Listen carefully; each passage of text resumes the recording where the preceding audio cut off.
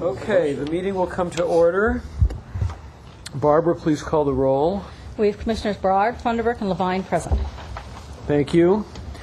My opening remarks are to wish everybody a happy holiday. I look forward to seeing you back in good spirits in 2015. General Manager, do you have a report to deliver? Not today, sir, other than to repeat yours. Always doing that. Other commissioners, comments on agendized items and requests from commissioners relating to departmental operations.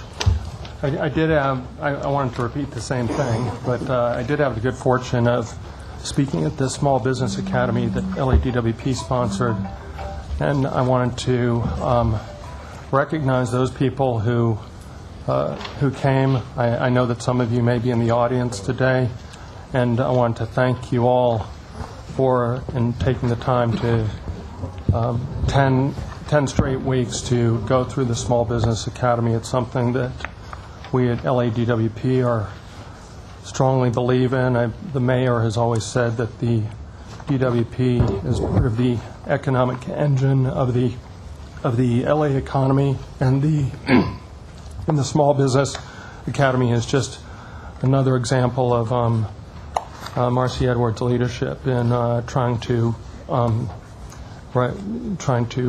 really put forward a good, not just a good foot, but do the right thing by bringing more competition in, more small businesses into the fold. So, thank you.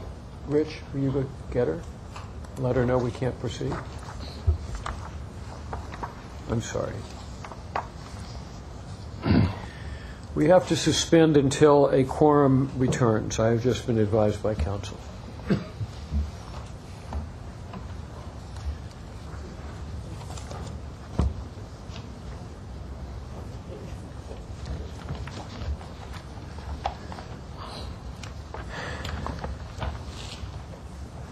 Do we have any speaker cards for public comment, Barbara? No, I don't have any speaker cards.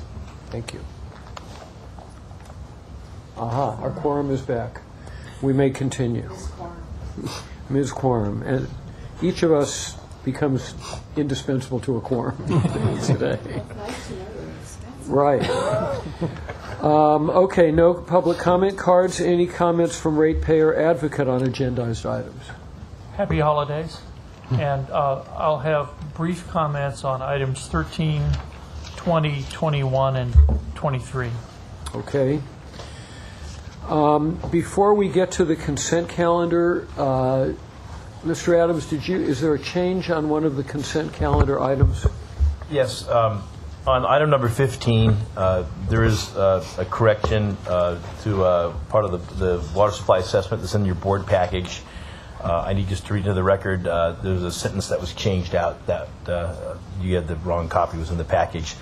On page 6 of the water supply assessment, there's a sentence that reads, "The general plan amendment and consistency with the demographic projection for the city from the 2012 RTP are required for the proposed project." The RTP is a regional transportation plan. The new sentence reads, the corrected sentence is, "The proposed project conforms with the use and intensity of development permitted by the city's general plan. Consistency with the demographic projection for the city from the 2012 RTP is required for the proposed project." Thank you. I'd like to replace that. Okay, good. Done. Before seeing if any of the consent items are to be removed, I'll ask for a motion on the approval of the minutes for the regular meeting of December 2nd. Is there a motion? Second. Those in favor? Aye. They're approved. The consent calendar now comprises items 7 through 19. Do any commissioners wish to remove any of these items? Commissioner Broad? 13 and 19.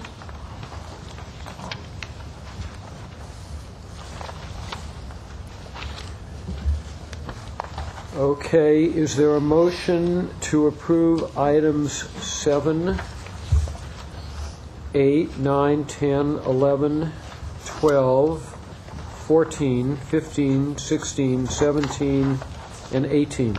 So moved. Second. Those in favor? Aye. Those items are approved. Commissioner Barad, item 13.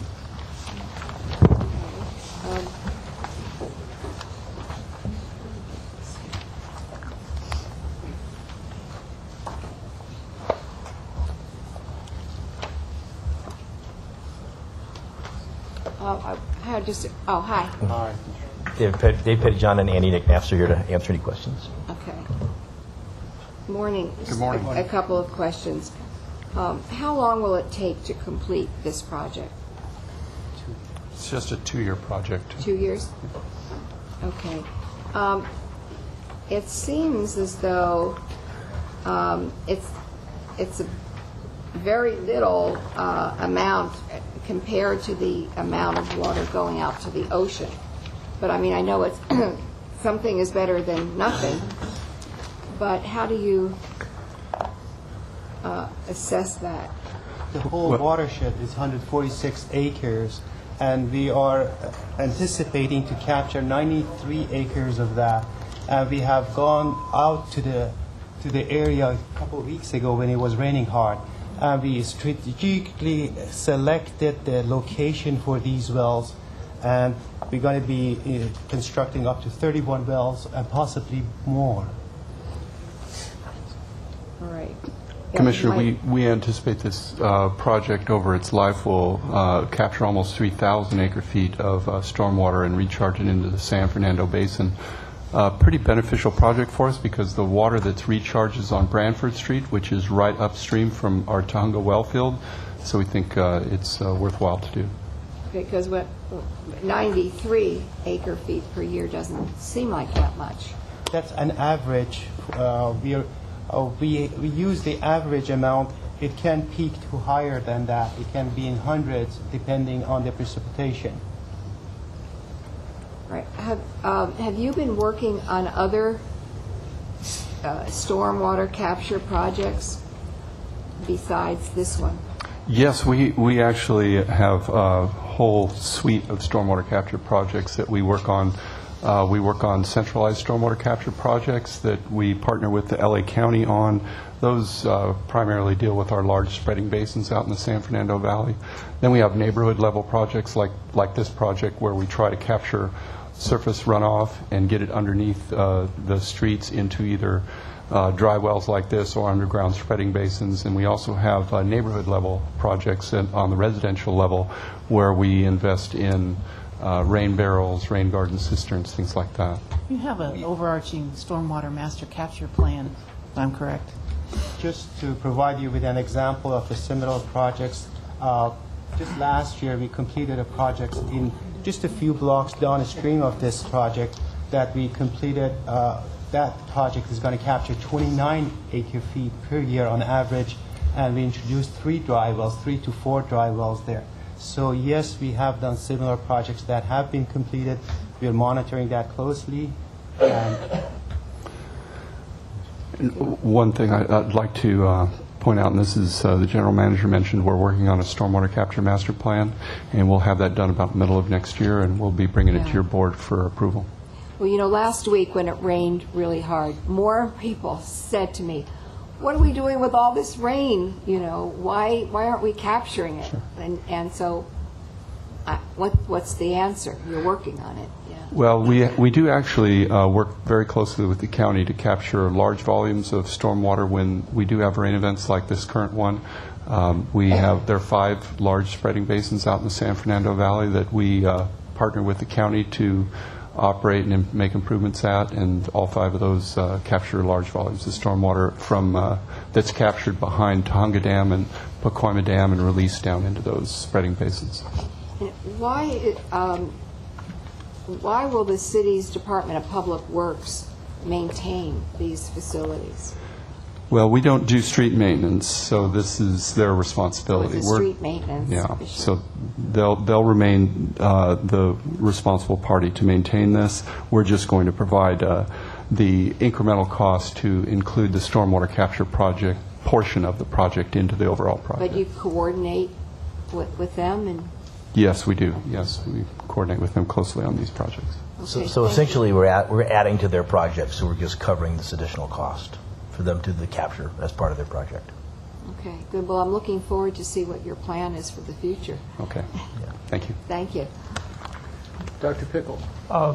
Today in City Council, there's an item where the city is receiving grant funds and transferring them to Bureau of Engineering to the tune of about $3.2 million for this project. And in the future, I would love to see some allocations showing costs and benefits received by the various parties, so that if it's appropriate for us to participate in the receipts of some of those grant funds for ratepayers, we can recognize this. And that was part of the purpose for the memo or the report that we distributed to the board on going and getting the state water bond grant funds last week. And one of our key points is ratepayers should receive their portion of the benefits, or grant funds in proportion to their benefits. Good point. That's a good point. Thank you. Yeah. Is there a motion? So moved. Second. Those in favor? Aye. It's approved. Item 19, Commissioner Barad.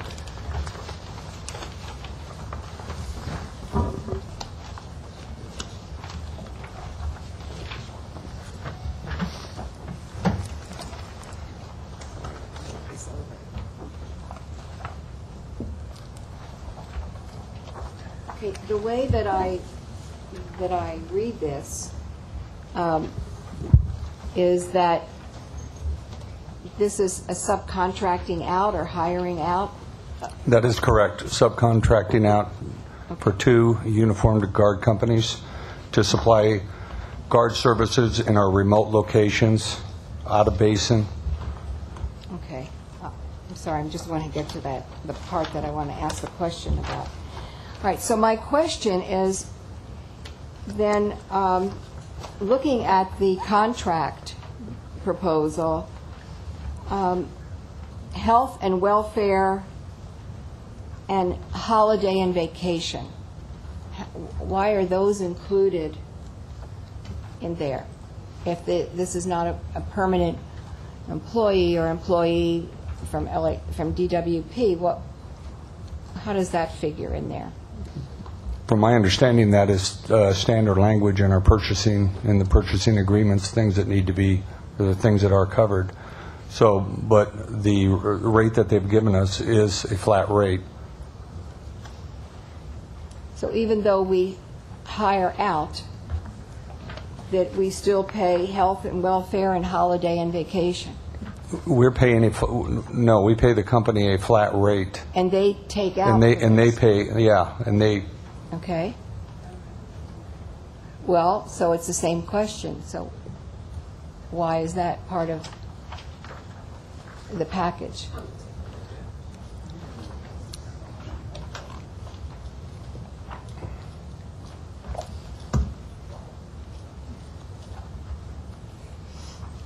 They're just breaking up their general and administrative costs.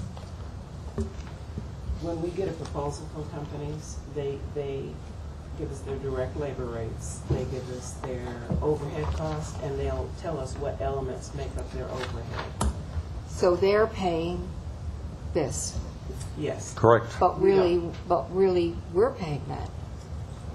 We pay the company, and the company pays, right? Because we pay overhead costs. It's an allowable cost. Right, I see that. I see that that's where our money's going. I just thought it was just interesting that that's part of the package, that it's going to that. Gwendolyn Williams, Director of Supply Chain Services. When organizations, whether it's AECOM, whether it's Black and Beach, anybody, when they submit a proposal to us, they are allowed to charge direct labor rates, G&A rates, and overhead rates. This company just happened to break down the elements that make up those rates, and we do, it's an allowable cost, and we do pay it. Because we don't know, I mean, is there a definite time where these, the security services, for the security services, when someone is sent to one of these remote locations? Do we know how long they'll be there? It all depends on the particular construction project. Some of them can be for years, and others can be very short term, depending on what the specific issue is, what kind of thefts that we're having. So, for example, right now we're having some thefts up in the Mojave area and out in Keeler, which we're going to utilize this contract to post personnel there until we can curtail some of those. Some of the other the wind and solar projects, those are much more long-term, and so it's much more economical to put contract security out there as opposed to putting our people out there, housing them, paying per diem, and paying them the overtime that it takes. I understand that, that's cheaper to do that, but that's why I was surprised that in this package that they're paying them was holiday and vacation and health benefits, because I thought that's one of the ways we save money by hiring out. Well, no, most companies pay those things, and they're a part of their overhead costs. It's just that our rates and our benefit packages may be a little bit higher than some companies in private industry. So is this a usual thing that you see for paying holiday, vacation, and health benefits, even when we're contracting out? Yes, because we'll pay it's included in their overhead, and we will pay overhead costs. Okay. Any other questions? Yeah, I had a quick question on, I looked through the materials. Are these small businesses, Ms. Williams? It seems like they are qualified small businesses under the materials. Are these both small businesses that might qualify for our small business? One of New A is, from what I understand, is a small business. Mm-hmm. It's we refer to it as mom and pop. Platinum is a much bigger one. Right. And we have the options of using either. Right. Right now, actually, we're using New Way on a temporary basis up at Victorville Switching and Adelanto. Yes. New Way is a small business, and Platinum Security met the 20% goal for their contract. I'd like to encourage, to the extent we're getting the same services, that we use the small businesses as much as possible. Thank you. Thank you. Is there a motion? So moved. Second? Those in favor? Aye. Aye. It's approved. Thank you very much. We move to the regular agenda, item 20, purchase order for system water supply to be provided by Metropolitan Water District of Southern California. This is a very good news item for the water system. I'll let Dave Pettyjohn and Don Kwan take the credit for describing what they're doing here.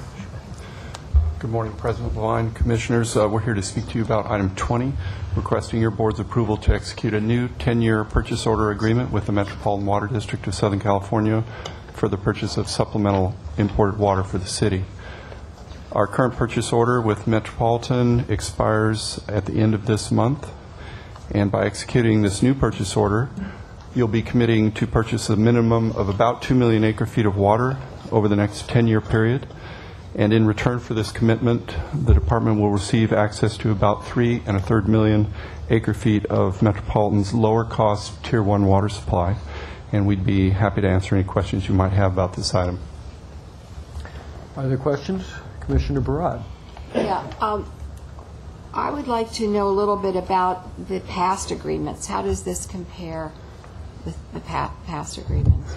Very good question. Yes, we think this is a market improvement over the past agreements. In the past, our access to the lower cost water at Metropolitan was on an annual basis with no right to carry over unused water that you didn't take.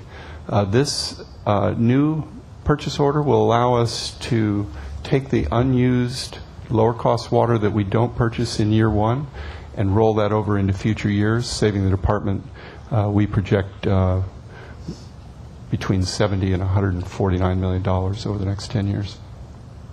Okay. How would you, is this good for ratepayers? How would you explain this to the ratepayers? I'll leave the final If word I can to... supplement the question. Yes. And how would you explain I mean, this does sound like really good news, but how do you explain that savings? Okay. Dave, can I take it? Sure. Sorry to interrupt. So instead of just guaranteeing a certain minimum, which kind of sets a good pricing structure for us every year, because we don't know year to year what's going to happen, this allows us to buy a block of water over a 10-year period. And we know that in the next 10 years we'll have a considerable shift from metropolitan supply to local supply. So our groundwater cleanup and the groundwater recharge, all the stormwater capture, recycled water, the whole goal of that is to reduce our demand on MET by 50%. So what this does is it makes that whole block of water accessible. So we know in the next few years, unless it continues to rain like this a lot, we're going to buy a lot of MET water, but it gets us all that water at a lower price, as opposed to only a certain amount and being limited to that every year. And then as we develop our local supplies, we won't need, we can afford to buy that cheap water up front. We won't need as much in the future years because we'll have shifted away from MET. So it basically sets a price structure that works for our particular situation, where the development of local water supplies and the reduction of our need for MET are they're kind of those decreasing demands are happily made up for by allowing us to buy more water in the meantime at a cheaper price. So the savings are... And the savings are directly to the customer. So the savings are by comparison to the past price, the future price versus the past, right. Or the it's savings... comparison to not having to buy the higher tier water. So it's the savings are occasioned by two things. One is the reduction in how much we'll need, right, and the other is the lower comparative price. That's right, and being able to buy that cheaper water up front within this 10-year period. Okay. So and all those, remember, the MET charge is directly passed through the customers. So every quarter we vote on a new pass-through. Okay. So when we need less, it is directly reflected on everybody's water So bills. it translates Directly, one for one, right. So it's $147 million in saving over 10 years, right? That's right, that's correct, yeah. Just one point of reference is the last purchase order that we executed, we had an exposure to Tier 2 in that cost us $71 million over the period of time that we were in that. We anticipate that with this purchase order and the modifications that we won't be spending any money on Tier 2 surcharges. It'll all be Tier 1. Right. It'll all be in Tier 1. We're buying Tier 2 water right now. I'm sorry, what did you just say? We're buying Tier 2 water right now. So, And that ends- so in January, ends that problem January. goes away. Well, that's good. Well, this sounds terrific. Yeah. Can you do that every board meeting? Every 10 years. It was a good negotiation on Dave's part. So he, Dr. Pickle. The water group collaborated with our office in getting our review on this. We support this. In the past, LA carried a very high burden of the overall money spent collected by MWD on Tier 2. This substantially reduces that, and that's the substantial source of the savings. MWD is a utility, and they can always reallocate things within rates over time. But it's a substantial improvement in the reduction of Tier 2 purchases, the expensive tier. And also, an additional component is where the take-or-pay requirements are reduced for local water projects.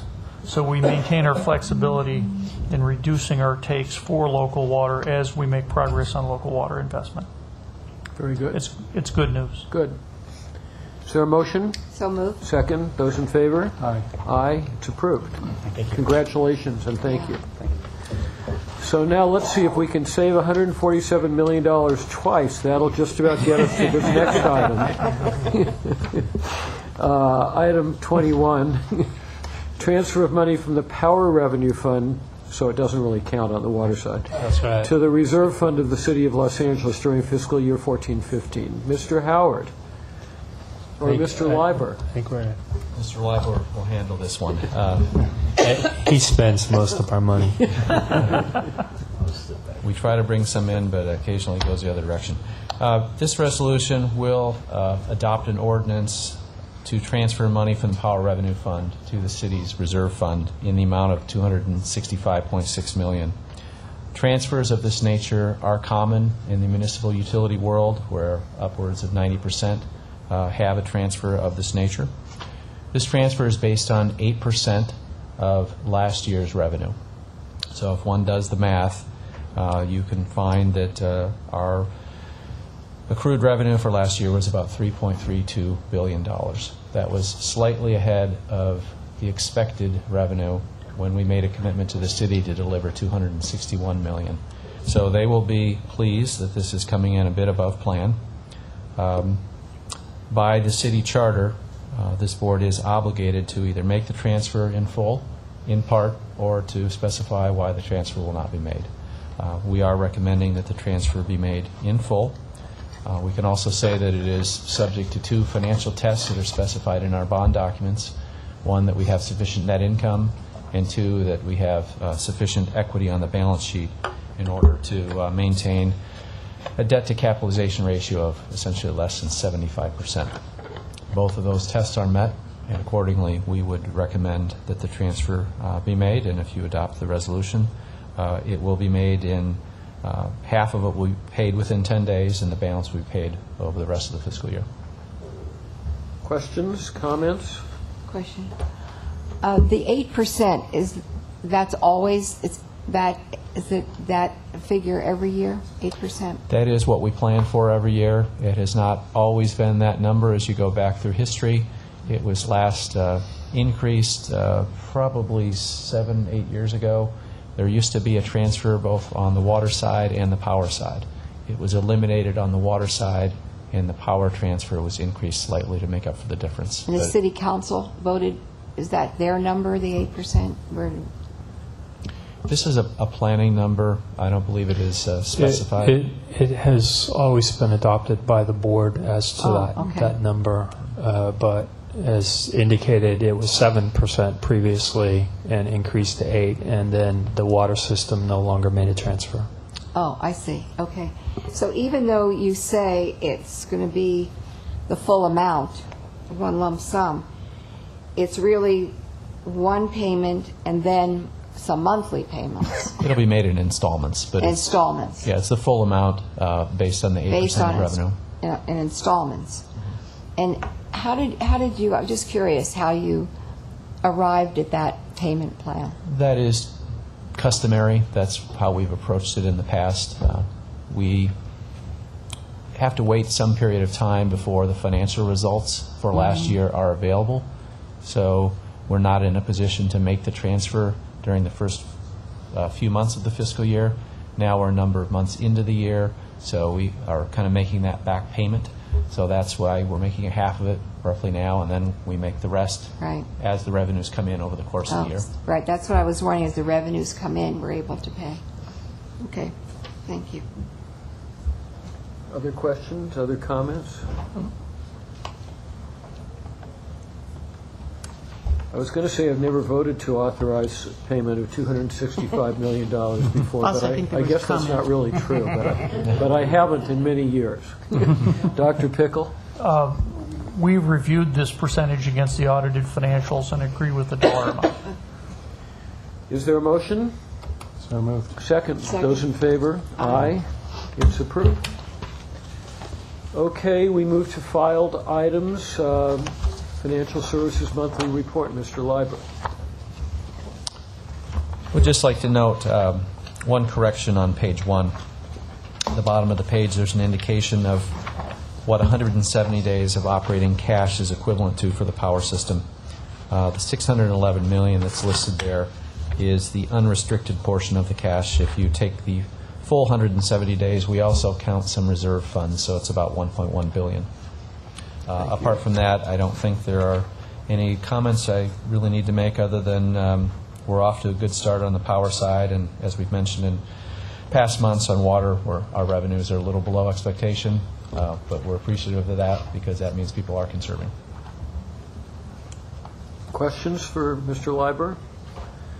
We move to item 23, Management Report, the presentation on Financial and Human Resources Management Systems Replacement.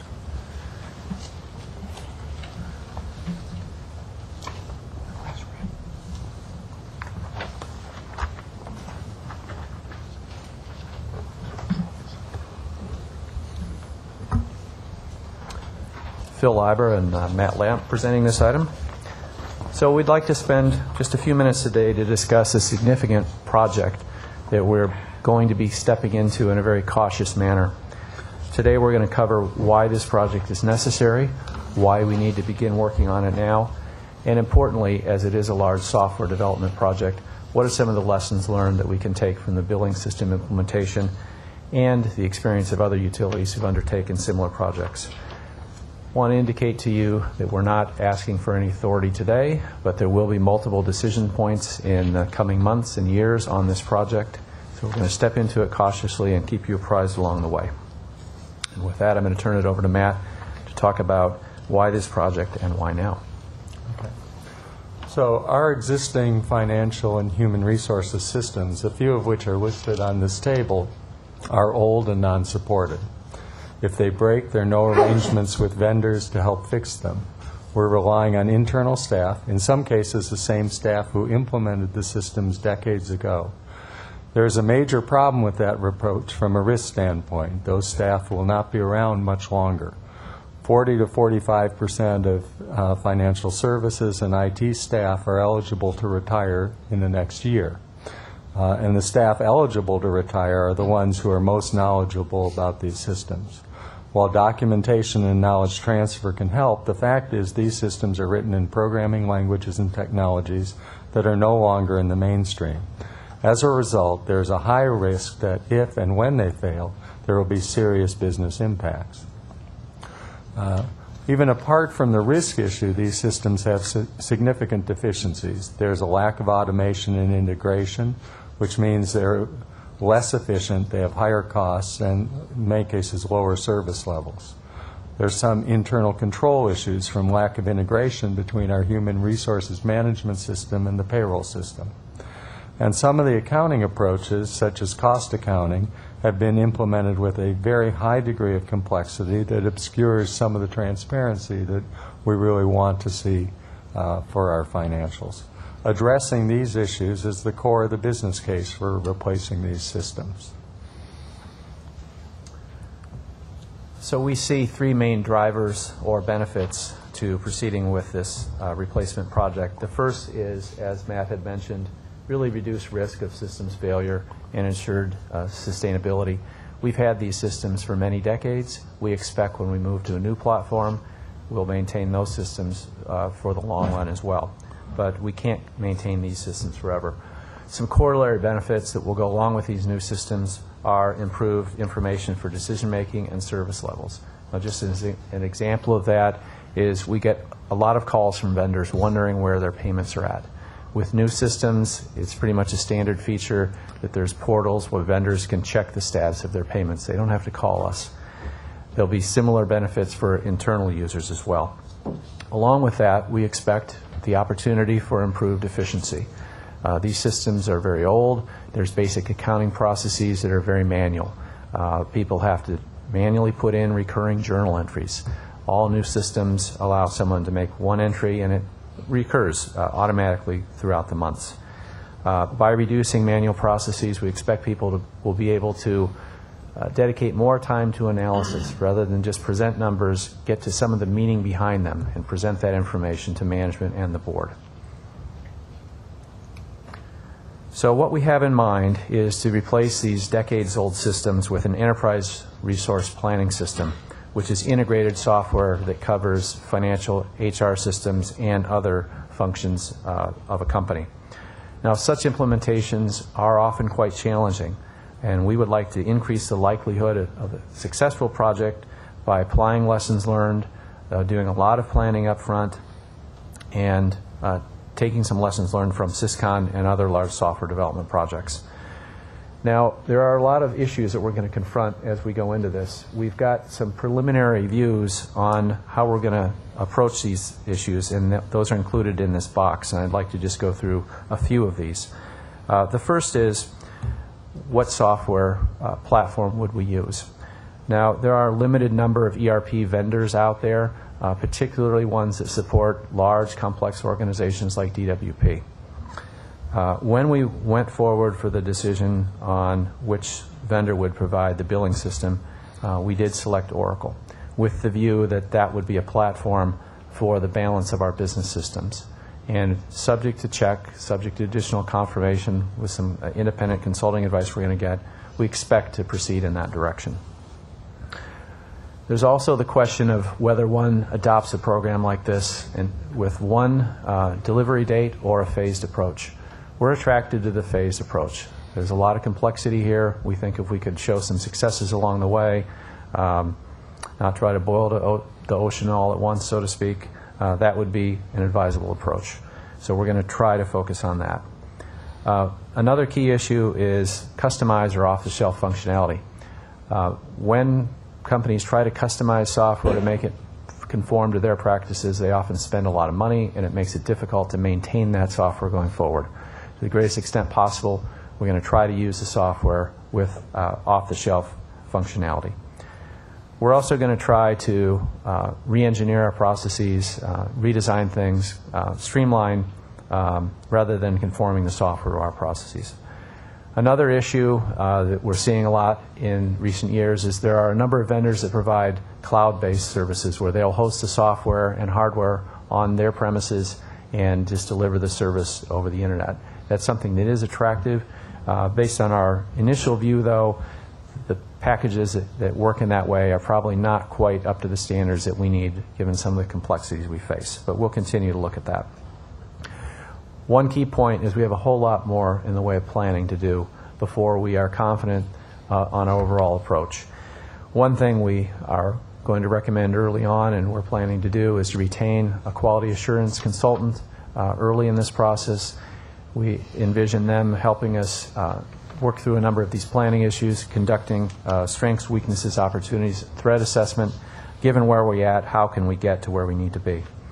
And I'm going to turn it back over to Matt to talk a little bit more about some of the lessons learned from the billing system implementation and how we're going to make good use of that experience. So an ERP project of this nature is of similar magnitude to a billing system implementation. There are some differences.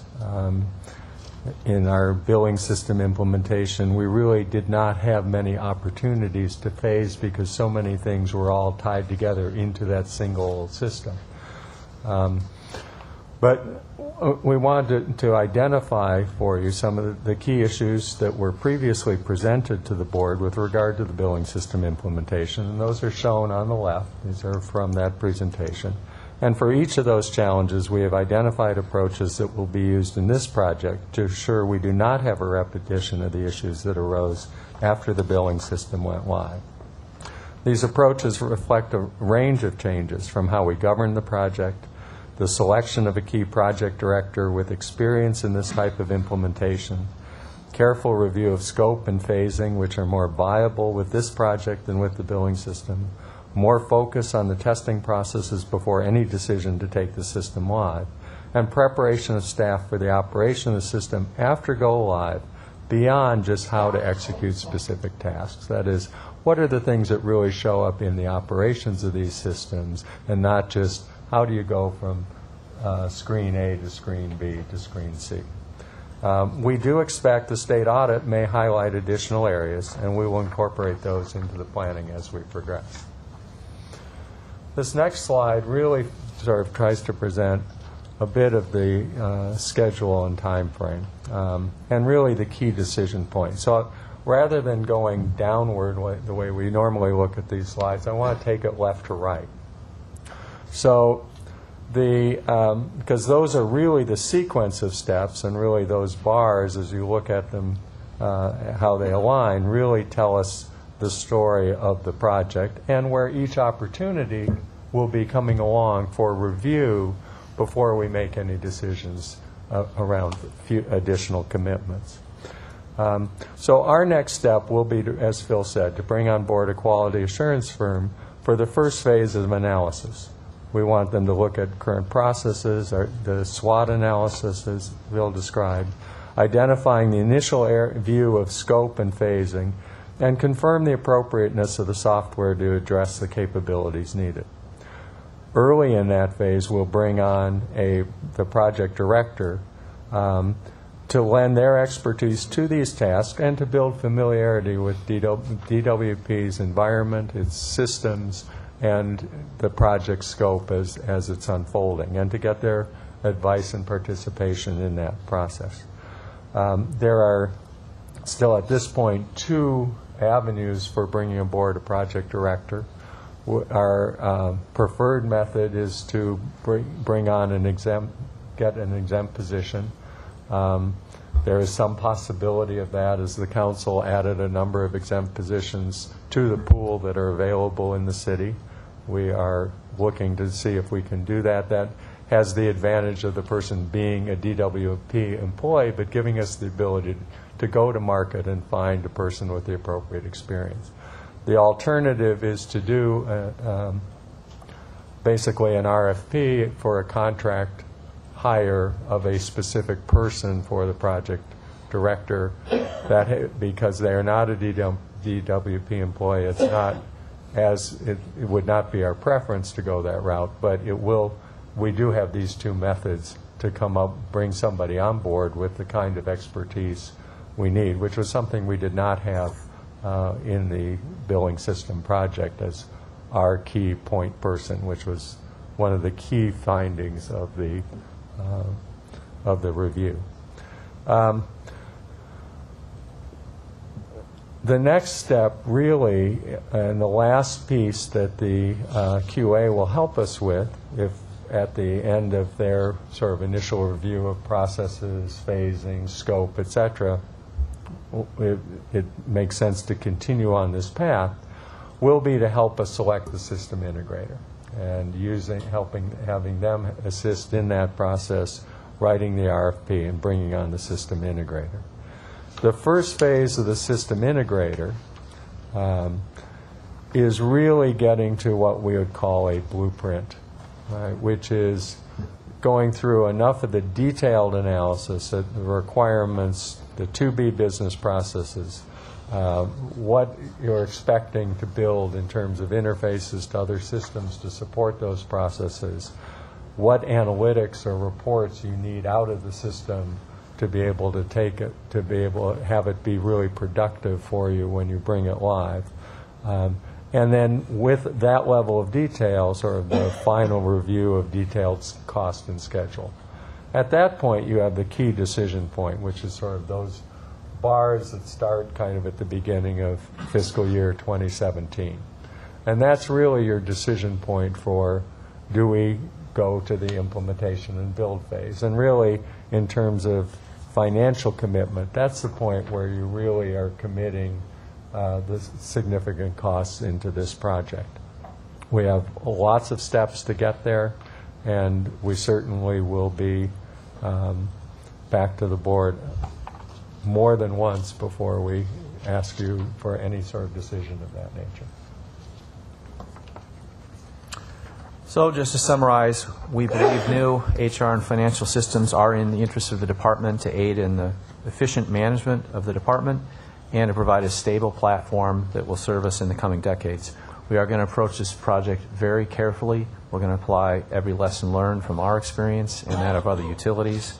And the first step in that process will be to bring in a qualified QA consultant who has this experience, who can help us assess our plan, validate that we're moving in the right direction. And as Matt said, we'll be back to talk with you on multiple occasions about this. Thank you. Well, this is obviously an exceptionally important process to us. I have a couple of questions. To what extent do these initial phases kind of start locking us into the subsequent phases? I mean, do we really have a realistic option once we're partway down the road with System Integrator Phase 1, for example, to change course if we conclude that we should? The way we foresee it, and I've seen this in other implementations, is to write that contract with a clear exit at the end of that first phase. Right? So you end up with a detailed blueprint, but there a lot of reasons why you might want to change direction. You may find your fit with the integrator isn't good. You may find that some of the things that they committed to in the RFP response and in the interviews and discussions and negotiations really aren't seeming to be delivered. We may see significant advances, for example, in the cloud approach versus what's available in terms of software you actually install in place. It may lead to a shift. And we want to make sure, we'll make sure that contract gives us those kinds of flexibilities to make those decisions at the blueprint, when the blueprint level is complete. I'm also not sure I completely understand the terms. Is the system integrator the company that were the vendor? They are, in these large systems, generally speaking, you will see, for example, in the Oracle world, they have a number of what they would call premier partners who are implementation partners. And generally speaking, those companies are the companies that do the vast majority of these implementations. And particularly on ERP, which goes across multiple industries, there are lots of these implementations done in varieties of governments, utilities, corporations, etc. So a number of firms have very large practices in implementing the software. There is actually a bigger pool, much bigger pool of potential system integrators than there is in the billing system world, for example. And we would expect a number of firms will be highly interested in competing for this work. Well, are those firms, say we select Oracle as the vendor, are the different firms all okay. So Oracle, within the framework of Oracle, or right. are they? Oracle is a software package. Okay. The software. So we would confirm that Oracle Enterprise Business Suite is the package we want to implement, and we want to implement these 8 modules in some sort of phased manner. That's sort of the projected But all within the project. framework of Oracle. Oracle software. Then you may see Oracle bid, because they do have a implementation practice. Excuse me. They do have an implementation practice, but you will see IBM, Deloitte, Accenture, and a whole series of other firms who have very large practices specifically implementing Oracle, and many of them specifically implementing Oracle in either a government or utilities framework, come in and make their proposals as to why they should be the system integrator we select to implement that software. So what's the next phase at which you'll be coming to our board? Well, the first thing you'll see, and we were pretty ready to bring that forward, will be the quality assurance vendor contract. We did an RFP. We've gone through evaluation. And we'll bring that for what we consider the first phase of their work, which really gets us through to the point of an implementation decision. At that point, there'd be a second phase to the QA contract to actually monitor the implementation work, but that's farther ahead. And when do you expect to come to us with the? We're expecting in January to bring that as forward. early as January. Okay, thank you. Other questions? Commissioner Broad. The quality assurance consultant, is that a person or a company? It's typically a firm, and in the case of the one we have in mind, it is a major firm. And but they will dedicate a team to support I see. this engagement. So did that go out for bid? How did you determine that? We did have an RFP process that took place during 2014, and a number of firms responded, and we did select one that we'll be informing you about. Okay. Well, I was certainly glad to hear that you said that you're making decisions based on the past experience with the computer glitches that we had with the billing system. because we can't afford to have another one of those. So I think that, for me, your only choice is phasing this, not to do it all at once. I think that was one of the problems before. And at least iron out some, if there are some glitches, iron them out early, in some kind of phasing. I think that would make a lot of sense.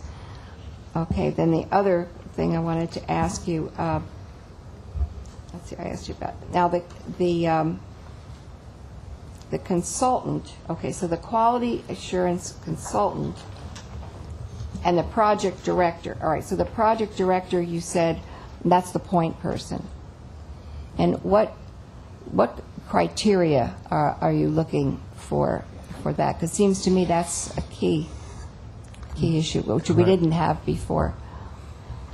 Generally speaking, we would look to for somebody who has had a lead role in at least a couple implementations of this type of financial system and HR system implementation, who's familiar with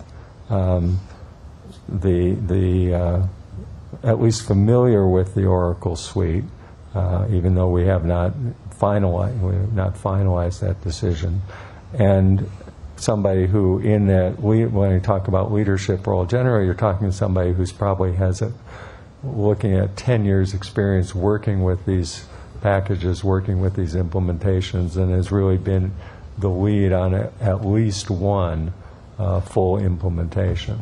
So you're looking at somebody, and if you think about a company, and a company even like ours, there is almost nobody here who was involved in these implementations. And you really want somebody who's been through a couple of them, because you learn a lot going through these kinds of implementations about where the particular kind of tricks and pitfalls can be.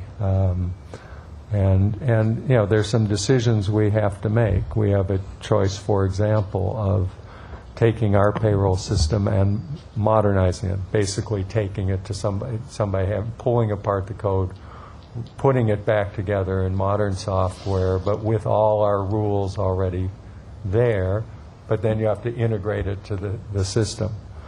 Otherwise, you have to basically replace that in the new system, and sometimes the various labor rules can get very complicated to put in. We saw that with USD, for example, where they had a lot of trouble at the payroll end because of all their labor issues. We know, for example, in the city of Portland, they spent a year or more negotiating what they found to be the differences between the precise labor rules that were in the various contracts, and they had a lot of contracts because it was citywide, and how their old payroll system had actually implemented those rules, and there were some slight discrepancies.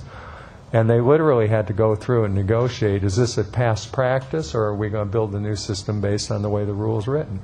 And so we know there are those sorts of issues that will come up, and having somebody who's experienced with, knowing where some of those key traps are and issues are, and can drive a successful implementation based on their experience at doing so, is really an important feature that we want to get. Well, what process are you thinking of to find that person? Or do you go to a search firm, headhunters? How do you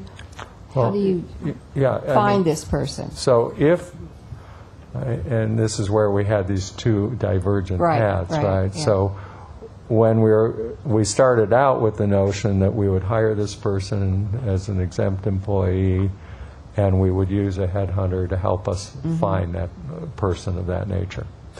When we found initially, because of the shortage of exempt employees, that was not possible, then we started looking at the alternate route, which is doing basically an RFP for a staffing firm to provide us a person specifically to meet these criteria. As I said, our preference is the exempt route, and hopefully we'll be able to proceed that way. But in either way, we're going to use the going out to a search, a national search around this kind of, to find this kind of person. Yeah, one of the things I'd like to add is that we're really looking for someone who's got experience implementing Oracle for a utility that's been around for a while. I've implemented an Oracle system many years ago for a utility, but it was a startup utility. So we didn't have the challenge of having well-established practices that are going to have to be closely revisited and challenged. We didn't have the issue of converting a lot of existing data to a new system. So we'd like to find someone who has that particular experience, who can bring their experience to bear. Have you already started your search?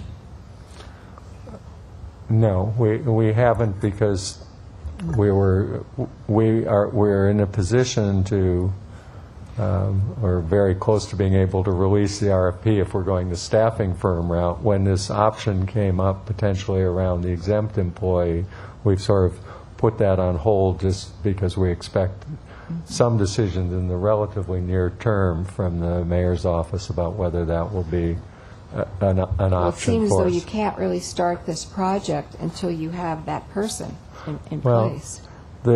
Some of the early phase QA work in terms of helping us document our existing processes, doing some of the strength, weakness, opportunities, threats analysis, some of that work we think we can proceed on. But we do want to get this person on board pretty quickly.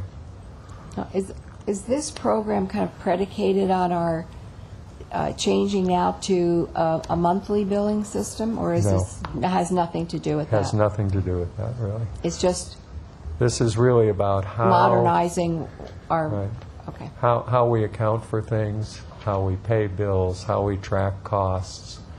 So we would be doing this anyway. Yes. So then how would it fold into, I would think this was going to help when we change over to monthly, wouldn't you think? Well, we have interfaces built right now into our current financial reporting. No matter what we do, we'll have to build those interfaces in from the, and whether it's monthly or bi-monthly. I mean, you remember, all our commercial accounts, we do bill monthly today. We're talking about conversion of residential. So we have the processes for bringing monthly income data into our accounting system today. It's just that much more of the accounts would report on that path rather than the bi-monthly path. Thank you. Okay. Dr. Pickle, do you have it? Oh, I'm sorry, Commissioner Funderburk. Yeah, I have one for Mr. Leiber. You're confident that the schedule laid out, and I assume you've signed it, and so is Ms. Edwards, that this is quick enough and gets to the job with enough controls to address some of these issues that seem like they've been dormant, but they seem like they're potential ticking problems that might come up in the future. I'm comfortable about the schedule that's been laid out. Now, you'll note that there's no... Do you need more support? No, I think we have. I think this path, we're going to keep you closely informed and look for your guidance as we roll this forward. But this approach, this schedule makes a lot of sense. We're just going to approach it with a lot of caution. There are no hard and fast dates as to when we go live. We don't know enough at this point. We need to learn more about how we're going to phase it, exactly which modules are going to get replaced and when. So we'll come back with a more specific schedule along the way. But right now, we just know we need to start moving on this, and we need to do more planning. So that's really what we have in mind in the near term. Well, I'll be very interested in hearing, as Commissioner Bragg said, I'll be interested in hearing who this individual or individuals will be, who will be running it. Seemed to be one of the biggest issues of concern that was highlighted in the external audit we did, and I think that bringing that person up as soon as we can would be good. But so that's about it in terms of my comments. Right. Dr. Pickle. We understand and support the need to move forward. Frequently, we're asking for accounting information that's difficult to extract, so we understand the need to modernize the systems. We also understand we need to take full measure of what we hear in the state audit, and we will have comments after the state audit. Thank you. Thank you very much. Good luck. It's very important, obviously. Counsel? Yes, sir. We shall go into closed session and publicly report any action taken in closed session and the vote or abstention of every member present thereon in accordance with Section 54, 957.1 of the California Government Code. Thank you. We will go into closed session.